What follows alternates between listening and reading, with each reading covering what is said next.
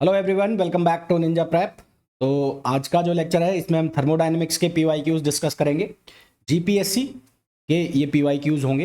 And जैसा कि मैंने आपको अपने पहले के लेक्चर्स में भी बोला है, जितने भी मैं पीवाईक्यूज कराता हूँ, जितने भी क्वेश्चंस मैं कराता हूँ, वो ऑलमोस्ट कहीं ना कहीं किसी ना किसी एग्जाम में आए हुए क्वेश्चंस होते हैं। तो क्वेश्चन की इंपॉर्टेंस अपने आप आपको पता लग जाती है। साथ ही साथ जब हम क्वेश्चन सॉल्व करते हैं तो आपको काफ़ी सारे कॉन्सेप्ट भी क्लियर हो जाते होंगे और हो भी रहे होंगे, है ना।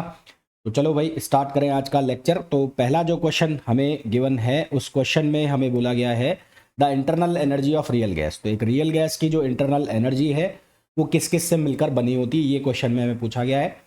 पहला ऑप्शन बोला है the kinetic energy of molecule. Second option बोला है the sum of kinetic energy and potential energy of molecule and due to their mutual force of attraction। Third option है the potential energy of molecule and fourth option है equal to that. तो ये तो सीधा सा first law of thermodynamics का concept है कि जो इंटरनल एनर्जी होती है, इंटरनल एनर्जी शॉर्ट में मैं लिख रहा हूँ उसको आई, ये सम होती है kinetic energy of molecules, kinetic energy of molecules plus potential energy of molecule. साथ में एक और होता है वाइब्रेशनल एनर्जी, वो यहाँ पर मैंने लिखा नहीं है, तो यहाँ पे ऑप्शन में लिए इसलिए नहीं लिखा हुआ है। तो वाइब्रेशनल एनर्जी और एक ऑप्शन होता है, और ये किस वजह से होता है? Due to their mutual force of attraction. उनके बीच में, मॉलिक्यूल्स के बीच में जो म्यूचुअल फोर्स ऑफ अट्रैक्शन होता है उसकी वजह से। अलग अलग कंडीशन लगती है कि किसी कंडीशन में उसकी पोटेंशियल एनर्जी जीरो हो जाती है, फिर किसी कंडीशन में उसकी वाइब्रेशनल एनर्जी जीरो हो जाती है। तो फिर वो अलग अलग कंडीशन लगने के बाद फिर रिमेनिंग टर्म्स बचते हैं। अदरवाइज बात की जाए तो टोटल एनर्जी सम होता है इंटरनल एनर्जी, काइनेटिक एनर्जी का और पोटेंशियल एनर्जी का। वाइब्रेशन भी होता है, वो यहाँ पर है नहीं इसलिए लिख नहीं रहे। तो सही ऑप्शन क्या आ जाएगा इसका? बी ऑप्शन सही ऑप्शन आ जाएगा। नेक्स्ट क्वेश्चन में बोला है the increase in the internal energy of a thermodynamic system undergoing a change of. अभी फर्स्ट लॉ ऑफ थर्मोडायनेमिक्स है, तो according to first law of thermodynamics, first law of thermodynamics, तो यहाँ पर हमें बोला गया है फर्स्ट लॉ ऑफ थर्मोडायनेमिक्स। तो वो क्या होता है? Del Q equals to delta U plus del W. अब ये डेल क्यू जो है, डेल क्यू ये होता है हीट, और डेल्टा डब्ल्यू जो होता है ये होता है वर्क।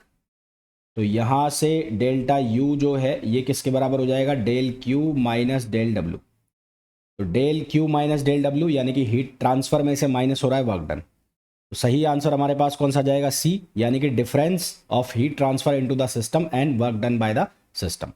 नेक्स्ट क्वेश्चन पे आ जाओ। नेक्स्ट क्वेश्चन में बोला है which of the following statement is are correct. इनमें से कौन से स्टेटमेंट सही है? पहला बोला है heat energy is a path function, दूसरा बोला है work done is a path function, third बोला है internal energy is a path function. तो देखो इंटरनल एनर्जी जो है, अगर मैं ये लिख रहा हूँ del Q equals to delta U plus del W, ये मैंने फर्स्ट लॉ ऑफ थर्मोडायनेमिक्स के अकॉर्डिंगली लिखा है। तो यहाँ से अगर देखोगे तो ये जो है हीट, हीट होता है पाथ फंक्शन। इसी तरह से जो वर्क है ये वर्क होता है पाथ फंक्शन, और ये डेल्टा यू जो है ये होता है पॉइंट फंक्शन। पॉइंट फंक्शन बोल लो या स्टेट फंक्शन, ऐसे फंक्शन जो केवल इनिशियल और फाइनल स्टेट पर डिपेंड करता है, that is called point function और स्टेट फंक्शन। आप इसको एक इस तरह से भी आइडेंटिफाई कर सकते हो, यहाँ डेल लगा हुआ है, डेल, तो ये डेल लगा हुआ है तो ये इनएग्जैक्ट डिफरेंशियल होता है, इनएग्जैक्ट डिफरेंशियल, और ये जो है ये एग्जैक्ट डिफरेंशियल होता है। इनएग्जैक्ट डिफरेंशियल का मतलब है आप इसको ऐसे नहीं लिख सकते Q1 माइनस Q2 और Q2 माइनस Q1, आप इसको ऐसे नहीं लिख सकते इनएग्जैक्ट को। जो पाथ फंक्शन होता है वो इनएग्जैक्ट डिफरेंशियल होता है, जबकि आप जो डी यू है या डेल यू है इसको आप ऐसे लिख सकते हो U2 माइनस U1 और U1 माइनस U2। तो जितने भी पॉइंट फंक्शन होते हैं या बोल लो स्टेट फंक्शन होते हैं वो एग्जैक्ट डिफरेंशियल होते हैं, जबकि जो पाथ फंक्शन होते हैं वो इनएग्जैक्ट डिफरेंशियल होता है। तो हीट और वर्क जो होता है वो पाथ फंक्शन होता है, बिल्कुल सही है। इंटरनल एनर्जी जो है वो स्टेट फंक्शन होता है। तो सही ऑप्शन हमारे पास कौन सा आ जाएगा? सी आ जाएगा। नेक्स्ट क्वेश्चन पे आ जाओ। The net change in internal energy. अब इंटरनल एनर्जी जो है यू, यू इंटरनल एनर्जी है, और इंटरनल एनर्जी है तो ये इंटरनल एनर्जी है पॉइंट फंक्शन, ठीक है, ये है पॉइंट फंक्शन। तो पॉइंट फंक्शन के लिए क्या होता है? एक पॉइंट फंक्शन का एक साइक्लिक प्रोसेस में जो चेंज आता है वो कितना आता है? जीरो आता है। तो for a point function, for a point function net change in cyclic process, net change in cyclic process is zero. तो नेट चेंज क्या हो जाएगा? जीरो हो जाएगा साइक्लिक प्रोसेस के अंदर, यानी कि डेल्टा यू की वैल्यू क्या हो जाएगी? जीरो। अब यहाँ पर बात चल रही है यूनिवर्स की, तो यूनिवर्स एक साइक्लिक प्रोसेस हो गया, घूम फिर के वहीं आना है सब कुछ, तो ये कितना हो जाएगा, 0 हो जाएगा। तो सही ऑप्शन हमारे पास क्या हो जाएगा, ए आ जाएगा। नेक्स्ट क्वेश्चन पे आ जाओ। सेकेंड लॉ ऑफ थर्मोडाइनमिक्स के दो स्टेटमेंट यहाँ पर। एक स्टेटमेंट हमें पूछा है heat can not flow of itself from a colder body to hotter body, तो ये कौन सा स्टेटमेंट है। तो सेकेंड लॉ ऑफ थर्मोडाइनमिक्स की अगर मैं बात करूँ, सेकेंड लॉ ऑफ थर्मोडाइनमिक्स, इसकी अगर मैं बात करूँ तो इसके दो स्टेटमेंट आए थे। एक आया था क्लासियस का स्टेटमेंट और एक मैक्स प्लांक। तो एक आया था प्लांक का स्टेटमेंट। तो प्लांक के स्टेटमेंट के अकॉर्डिंग कोई भी ऐसी मशीन पॉसिबल नहीं है। ये हमने एक मशीन बनाई और ये एक इंजन लगा हुआ है इसमें और ये सिंक है। तो ये हो गया सोर्स और ये हो गया सिंक। तो यहाँ से हीट आ रही है और यहाँ हीट जा रही है और ये हो गया वर्क डन। और वर्क डन कितना हो गया, Q1 माइनस Q2। तो Q2 को अगर मैं 0 कर दूं तो W इक्वल्स टू क्या हो जाएगा, Q1, यानी कि एफिशिएंसी क्या हो जाएगी, 100%।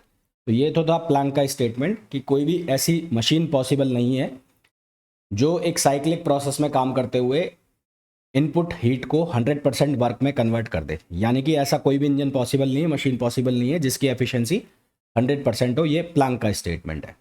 और दूसरा जो स्टेटमेंट आया वो आया क्लैसियस का।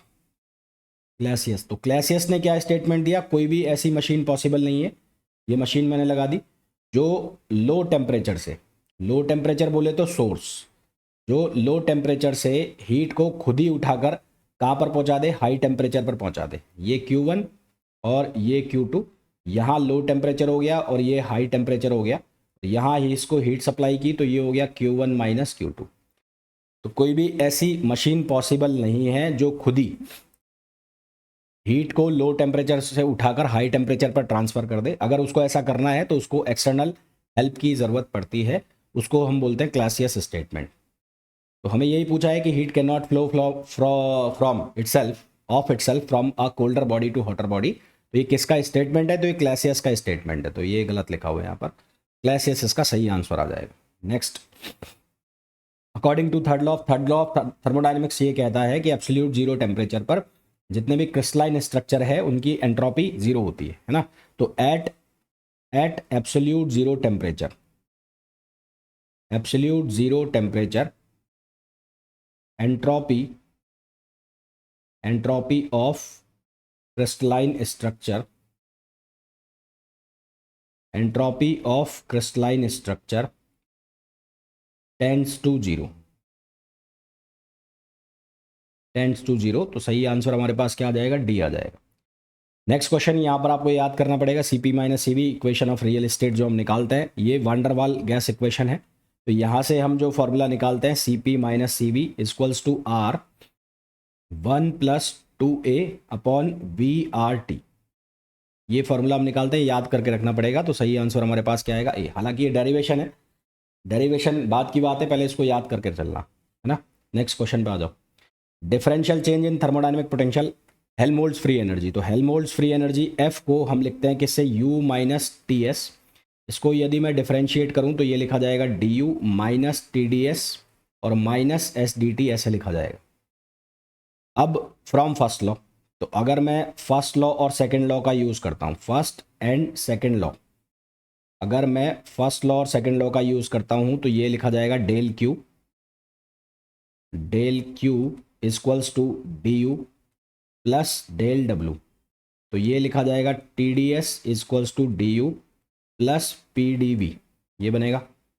तो यहाँ से ये हमारे पास क्या बनेगा, DU minus TDS equals to minus PdV। तो ये जो DU माइनस TDS लिखा हुआ है यहाँ पर, ये DU माइनस TDS, इसको मैं रिप्लेस करूँगा और माइनस PdV लिख दूंगा। तो ये DF इक्वल्स टू बन जाएगा माइनस PdV और माइनस SDT। अब चेक कर लो कौन सा बन रहा है यहाँ पर। तो यहाँ पर बन जाएगा हमारे पास ऑप्शन C। तो ऑप्शन C इसका करेक्ट आंसर हो जाएगा। नेक्स्ट क्वेश्चन पे आ जाओ। विच of the following is not an example of for second order phase transition. तो इस क्वेश्चन को ऐसे भी पूछा जा सकता है कि which of the following is the second order phase transition. तो यहाँ पर देखो, transition of liquid helium 1 to liquid helium 2 at lambda point 2.19, ये भी याद रखना, ये भी डायरेक्ट क्वेश्चन है, ये सेकेंड ऑर्डर का एग्जाम्पल है।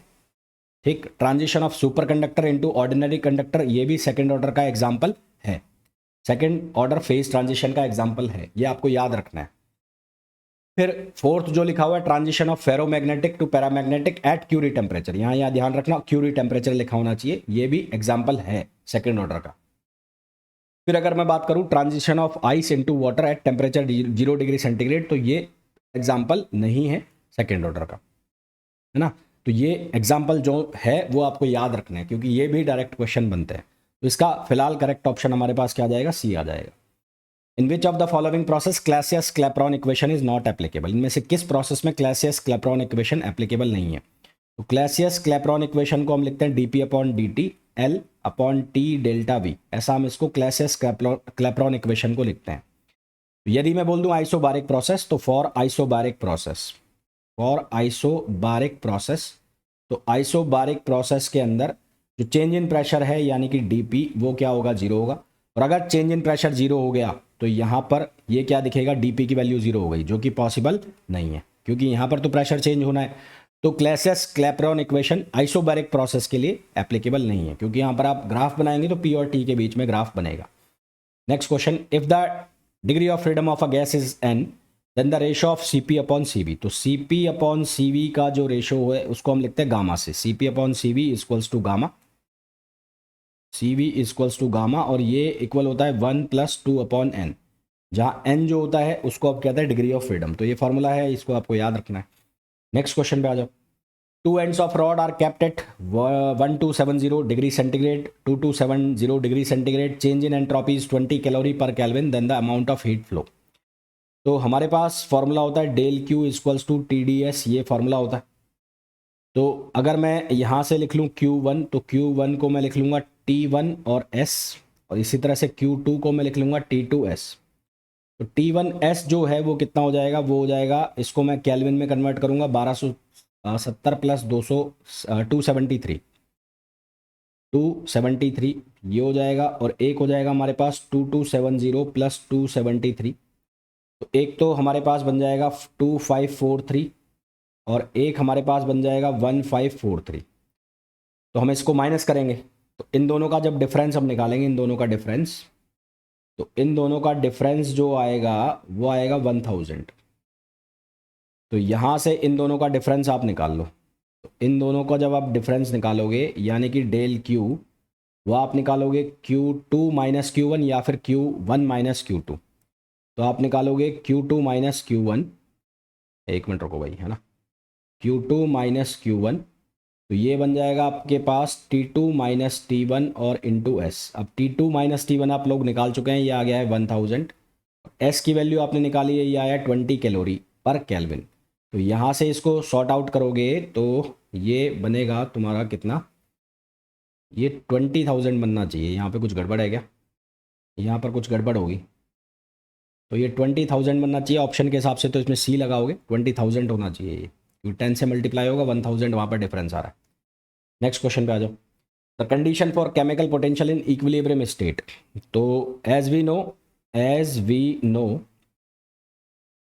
जो केमिकल पोटेंशियल होता है म्यू, वो फंक्शन है प्रेशर का, टेम्परेचर का, पार्टिकल्स N1 और पार्टिकल्स N2 का। तो यदि इसका पार्शियली डिफरेंशिएशन किया जाए, क्या किया जाए, पार्शियल डिफरेंशिएशन, तो ये बनेगा del mu upon del T, और ये हो गया dt प्लस ये हो गया del P, del mu upon del P, del mu upon del P, और ये हो गया dp। देन फिर ये बनेगा del mu upon del T1 और ये dt1, सॉरी टी नहीं N1 और dN1 plus del mu upon del N2 और dN2, ये बन गया यहाँ से। अब N और N1 और N2 ये मॉलिक्यूल्स है, तो इनका समेशन क्या होगा, कांस्टेंट होगा। तो N इक्वल्स टू होगा N1 प्लस N2, तो यहाँ से dN इक्वल्स टू हो जाएगा dN1 प्लस dN2, और ये हो गया 0, तो ये बराबर हो जाएगा dN1 माइनस dN2 के, dN1 माइनस dN2 के इक्वल हो जाएगा यहाँ से ये वैल्यू। अब T और P कांस्टेंट है, ठीक है, इक्विलिब्रियम स्टेट पर। तो एट इक्विलिब्रियम जो डी पी है वो जीरो हो जाएगा और डी टी है वो क्या हो जाएगा, जीरो हो जाएगा। ये दोनों जीरो हो गए और डी म्यू की वैल्यू भी क्या हो जाएगी, जीरो। ये जो वैल्यू है ये डी म्यू लिखी जाएगी क्योंकि हम इसको आइलर्स डिफरेंशियल के फंक्शन के अकॉर्डिंग सॉल्व कर रहे हैं। तो यहाँ डी म्यू की वैल्यू जीरो हो गई। तो हमारे पास बचा क्या, हमारे पास ले दे के ये बचा कि del mu upon del N one D N one plus del mu upon del N two और डी एन टू। इसको जीरो के बराबर कर दिया। अब डी एन टू को डी एन वन लिख दो यहाँ से, तो del mu upon del N one, ये डी एन वन माइनस ये हो गया del mu upon del N two और ये क्या हो गया, डी एन वन हो गया। अब डी एन वन खत्म हो गया यहाँ से, तो हमारे पास बच क्या जाएगा, यहाँ से बच जाएगा del mu upon del N one equals to del mu upon del N two. तो ये आ जाएगा हमारे पास ये कंडीशन। तो सही आंसर हमारे पास आ जाएगा इसका ए, है ना, ये नहीं आएगा बी। सही आंसर हमारे पास क्या आ जाएगा, इसका ए आ जाएगा। नेक्स्ट क्वेश्चन पे आ जाओ।